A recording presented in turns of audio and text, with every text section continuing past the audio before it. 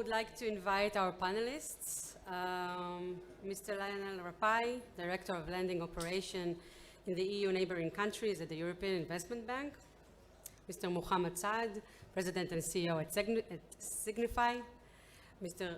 Rotem Arad, Green Hydrogen Expert, and Mr. Errol Winner, Investor and Solar Entrepreneur. Before I join you, I just want to note that we're supposed to have two women with us on the panel, and they had to cancel the last minute because of personal needs, but they're supposed to be with us, and we saved them the seat.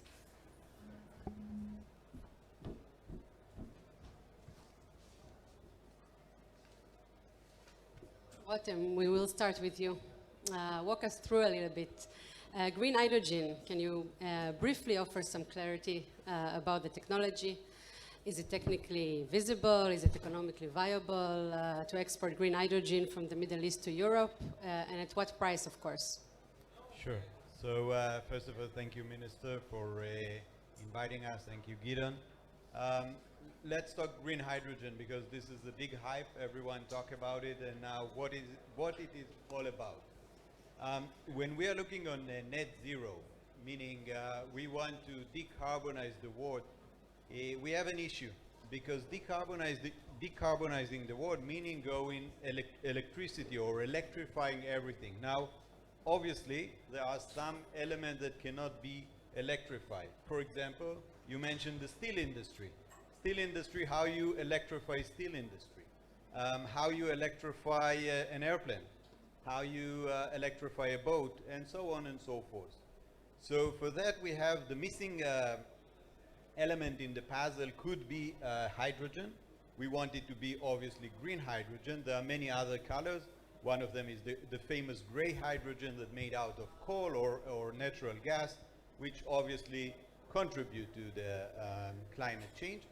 Green hydrogen, the emission of green hydrogen is water. So when you produce green hydrogen out of electricity, you can use it either as a combustion fuel, either as a chemical, or either as a mean to create electricity somewhere else. And then you take it and you are fully green. Here is the challenge. The challenge is here in our region, because this region is actually Africa, Middle East, contain the most amount of potential of green electricity, meaning wind, solar. But how do we move this green energy, solar, into Europe, repower Europe, right? So about 20 years ago, people tried to put a cable from this region to Europe. Desertec, it failed. It was not economical. My friend from the bank probably familiar with that. So here come the hydrogen. The basic idea is to take renewable energy, to move them into hydrogen, and then transfer it as a gas or as an ammonia. And here is the next challenge. The next challenge is the cost. Because in order to do it fast, we need to compete. We need to compete with current technology. And the current technology of producing gas, oil, etc. are quite expensive. And if you go with, are quite cheap. And going with electrolyzers, as there are today, it's quite expensive. Our company developed a technology that do that in 95% efficiency compared to 60 to 70% efficiency that is in the market today. And that could be a really game changer in this region. Our vision is to install and go one step further. So we have this great announcement from Jordan and Israel signing on this agreement, water for electricity. There is another component. We can put more solar panel in Jordan or in some other places, connect everything to electrolyzer, efficient electrolyzer, produce green hydrogen, and transfer them. By the way, we just signed 2 hours ago an agreement with a Moroccan company. Another step in bringing together from Abraham Accords, a governmental step, into a more practical way of implementation and then building relationship between nations. Thank you so much. To you, Harold. If this vision will be implemented and the Middle East will become a significant exporter of solar energy to Europe, what policy changes and incentive needs to be put in place? Okay, so first of all, they changed the game because between the minister, thank you very much, and Gideon, they told everything that I wanted to say. So I am a startup-ist, so I need to, to do something in 2 minutes. So to tell you the truth, I didn't come all the way from Jerusalem, where I live, in order to talk about policies. Sorry. Because we are talking too much and we are not doing enough. And I'm sick and tired to hear, 2030, 2050. We have to understand the language of nature is not 2030, 2050. They don't understand. I mean, the nature is talking, and the fires and the heat and the climate change is talking, and we need to understand their language. So what I'm going to do today is to give you, first of all, the bad news, and then the good news. And I am very, very optimistic because it's happening now. Why it's happening now? Because we have to understand there is no way to make an impact without making businesses. We cannot expect governments to solve our problems because they look only for 4 years. This is the truth. The difference between the West and China, and I am not a pro-Chinese, but they did an amazing, amazing job lowering the cost of batteries, solar, wind, cars in the last 15 years. But we need to understand that right now we have no time. We have to become independent, which was the topic of my lecture, national security, but the Minister of Regional Cooperation took the lead, so I'm not going to go again. But guys, no problem. I'm happy and I wish you the best. Mabruk from my heart. I am with Gideon for the last, I don't know, because everything is going very slowly for me. But Mabruk for all what you did, and of course Gideon. The bad news is that we have no time.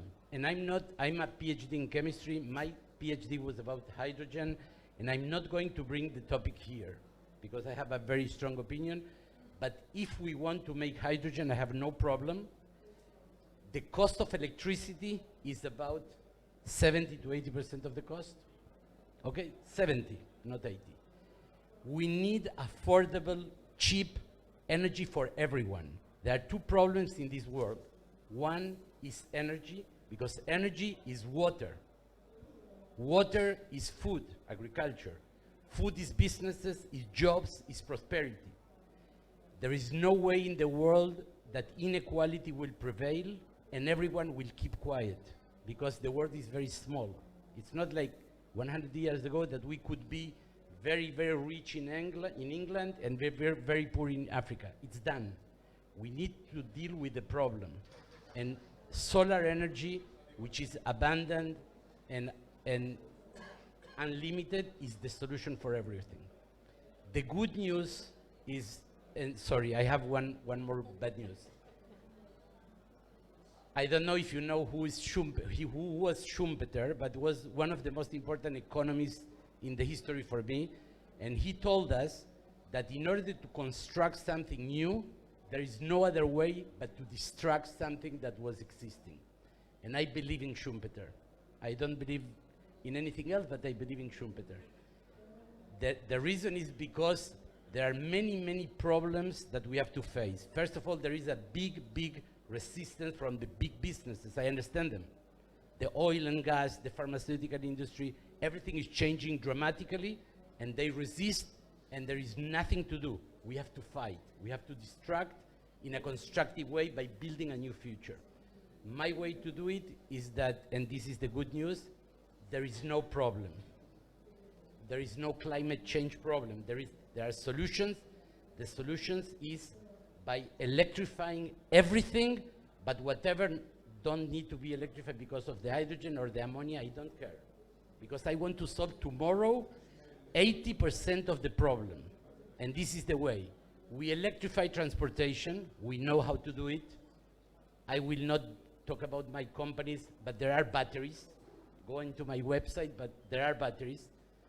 Second, we electrify the grid, and we save the pollution and the efficiency of burning fuel, which is so stupid. We electrify the grid, we electrify the transportation, and we electrify the heating. There are technologies that reduce the consumption for heating water by 50%, by saving 80% of the money and 95% of the pollution, because they don't burn more fuel. Let's don't have this fear, this psychological barrier to make this transformation. The way is to become independent. We cannot depend on China, not because China did something wrong, it's because we have to democratize the solar production, like Ethan told you before. There is a way that is very well known to produce solar panels cheap. How do I know? Because it's being done right now, 200 gigawatts in China. We can do at least the same in Egypt, in Jordan, in the Emirates. It's a miracle that we have right now that we are working together. We have to do it, not the government. We have to push them. And this is being done by entrepreneurs and corporates. The second thing that I want to say is that by changing a little bit of the model, we can get rid of the psychological, toxic thoughts that we cannot compete with China. 100% of the solar fuel today is being produced in China. It's unsustainable. And we need to democratize the production all over the world. We have the means, we have the way. I don't want to talk here, but it's self-fundable. We don't need $1 trillion, $2 trillion. We don't need it. It's self-fundable. I don't want to talk about it, but this is my view. And we have to produce the panels all over the world and produce electricity for everyone cheap, the cheapest electricity possible, for the hydrogen as well, but mainly for the people that want to have a good life. At the end of the day, the story is very simple. We want to improve the quality of life of billions. This will be the best thing for everyone. Thank So you. you spoke a little bit about the about the cooperation with the neighboring countries.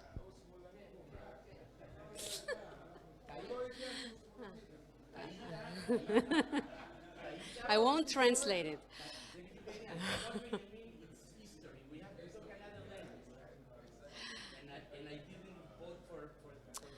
You spoke a little bit about the collaboration with the neighboring country, collaboration with neighboring countries. Can you speak? So we are already in cooperation.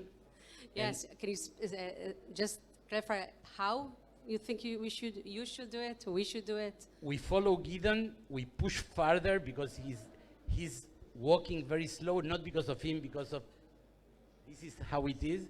But at the end of the day, imagine that we provide fishing roads and not the fish. We have to produce in Jordan, in Egypt, in Israel, no problem, but I see the Gaza Strip producing solar cells and panels, using all over Africa and the Middle East, and we have to provide it. And it's I didn't tell you, but believe me, this is the biggest economical opportunity in the last 500 years. It will build solar electricity producers that are the biggest business ever in the history of humankind. I can support by numbers, of course. But the road to do it is cooperation between the countries. One will produce, the other one, like Saudi Arabia, Jordan, Iraq, they have land. We will use the land as less as possible, because I'm a fanatic of dual use solar photovoltaic, meaning using all the real estate that already caught.